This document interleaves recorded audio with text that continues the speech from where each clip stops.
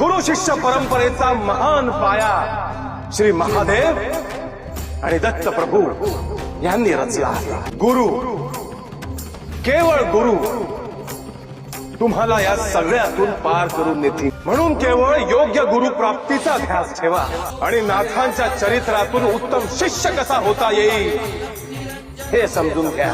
मी तुमच्यासाठी सदैव इथेच उपस्थित आहे आणि राहणार आहे। आणि जेव्हा जेव्हा या सृष्टीवर संकट येईल तेव्हा तेव्हा सगळे नाथ आपापल्या सर्व शक्तींचं तुमचं रक्षण करायला येईल। हे माझं श्री महादेव आणि दत्तगुरूंचा परमशिष्य मच्छिंद्रनाथ याचं वचन आहे।